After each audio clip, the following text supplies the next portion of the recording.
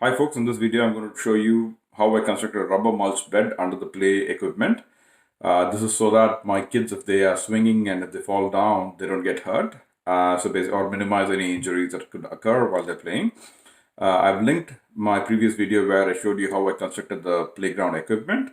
In this video, I'm going to walk you through how I basically created a barrier, weed barrier layer and put a border around that and deposited rubber mulch and even it out so that it gives a nice cushiony kind of a surface for kids to play around. So stay tuned, watch it, and I would really appreciate if you could like this video as well as watch my other videos and subscribe to my channel. Thank you so much for watching. So this shows the raw ground which was left over after the construction of the playground. What you're seeing next is basically the weed barrier that I put on the ground. You can use any weed barrier you want to use. Just make sure you don't go for the cheapest one. I went somewhere for the middle grade one at Home Depot. So what I'm doing next is basically stapling the weed barrier into the ground. So I got the ground staples and I'm just placing them at key points, connecting to overlapping weed barriers and just hammering them into the ground, right? So you're seeing I'm putting it at different places here. So once this is done, the next step would be basically to anchor the border into the ground.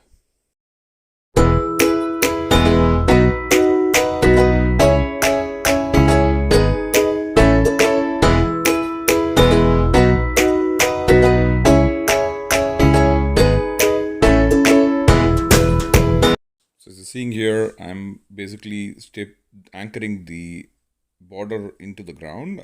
So I basically created a rectangular barrier with the Vigoro border edging. So I've linked it at the bottom. So this is a fairly reasonably priced product available at Home Depot. So you just have to put it around the weed barrier and then you're anchoring it with the ground stakes that they've provided. I'm anchoring it at every about 24 inches or 2 feet, and you would not have enough number of anchors left in the packet, so you may want to buy some additional metal anchors to be able to anchor completely through. So as you're seeing here, what's also happening here is that the ground is very hard. So I've actually using a drilling machine to pre-drill a hole into the ground, and then I'm anchoring the stakes into the ground.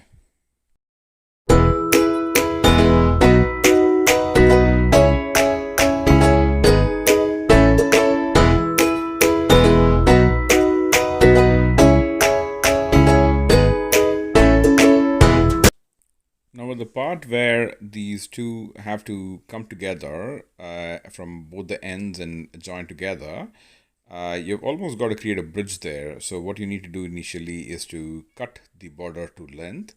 As you're seeing here, I'm using my reciprocating saw to cut the border to length and then kind of completely cutting through it using my knife.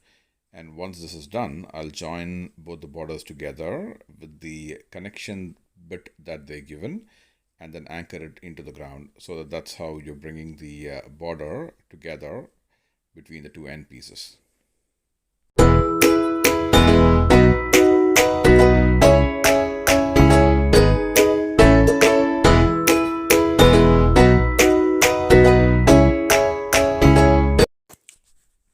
Now I'm pre-drilling for some more holes and putting some more stakes into the ground to hold the border together. So this is a rubber mulch I ordered from Costco. It came in a pallet. It's about 25 bags or 1,000 pounds in total. So the next thing I'm doing is blowing out all the dust and branches and everything that has fallen on top of this. As you know, between the time that I installed the barrier and the border, there's been a lot of dust that's come and sat on top of this because it was left overnight. So I'm just blowing it with my leaf blower. So the next thing I'm doing is taking my moving cart to the place where the carton or the pallet is kept and loading them up two at a time, the rubber mulch, and then bringing it up the hill. This was one of the most difficult parts of the whole process because as you're seeing here, it's an uphill push that I need to do. So, and I can't take in more than two at a time on the cart. So it took a number of trips to go down, fill up the cart, and then push it all back up and take it out and pile them up together so that once it's done, I can open up and spread the mulch.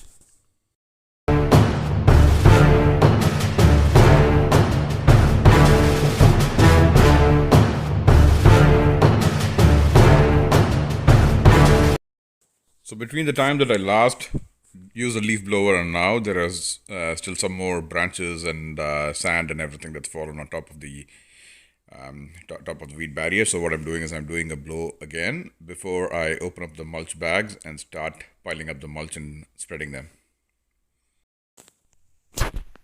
Now I'm going to bring bag by bag to the weed barrier, open them up and deposit the mulch, and then spread them all around to provide an even layer.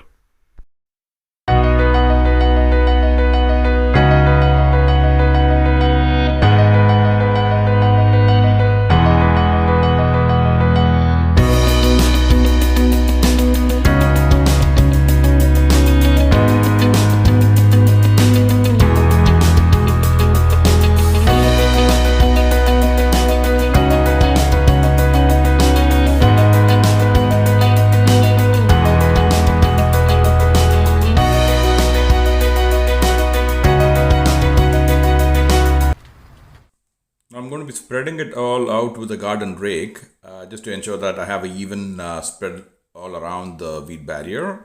So this is pretty much going to be going around multiple times, pushing and pulling just to make sure the mulch is evenly deposited.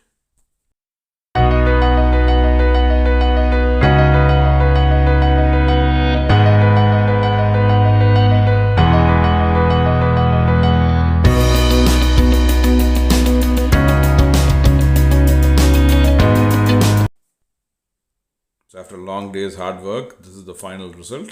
As you're seeing, the mulch has been evenly spread out. It gives a very cushiony layer for kids to swing around, and even if they fall, they don't get hurt here. So it turned out really well.